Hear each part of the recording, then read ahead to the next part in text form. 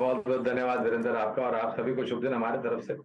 तो आज मेरे ख्याल से जो मायूसी थोड़ी बहुत धातु क्षेत्र में दिख रही है, खास करके वो जो 2 दिन या 1 दिन हमने देखा था चाइना की जो लॉकडाउन की सिचुएशन और अनलॉकिंग की आई, उसके बाद थोड़ी बहुत तेजी धातु क्षेत्र में देखी। वहां पर एक स्टॉक मुझे बहुत ही अच्छा लग रहा है, वो है हिंडाल्को। और मुझे लग रहा है कि ये फेरस नॉन फेरस में विदेशी मांग को छोड़ करके हम स्थानीय मांग में देखते हैं, तो ये जो करेक्शन हम देख रहे हैं, ये ऐसे स्टॉक्स को में निवेश करने का समय है, धीरे धीरे करके, जो आपको लंबी अवधि में एक बढ़िया मुनाफा कमा करके दे। तो उसी तरह के आधार पर मुझे धातु क्षेत्र में हिंडाल्को बहुत अच्छा लगता है। तो हिंडाल्को में एक अच्छी खासी अपॉर्चुनिटी। गौरांग सर, ये फर्टिलाइजर कंपनियों पर क्या विचार है?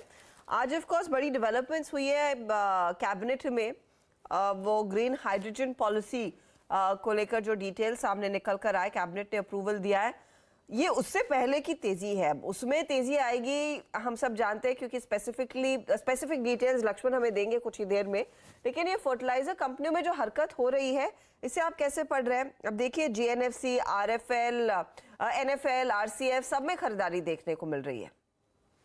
हर्षदा, आपको याद होगा ये गैस ऑल्टरनेटिव फ्यूल जब आया, उसके पहले ज्यादातर fertilizer company conventional fuel use करती थी, जहां पर खर्च बहुत ज्यादा होता था, outflow in terms of energy expenses बहुत ज्यादा थे। फिर धीरे धीरे करके वो कन्वेंशनल एनर्जी से शिफ्ट हुए गैस बेस्ड एनर्जी के ऊपर।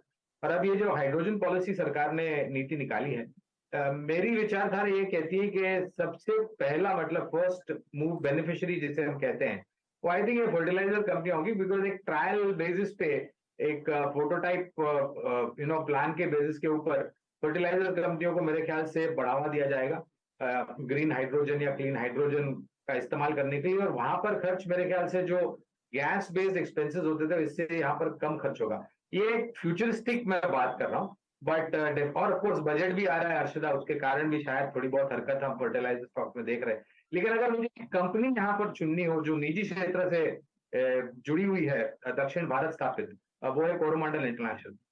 बट यस, आई थिंक ये जो नीतियां बनाई जा रही है क्लीन और ग्रीन हाइड्रोजन को लेकर के, अगर ये वास्तविकता में परिवर्तन होता है, तो I think it will be a big cost saver for lot of sectors.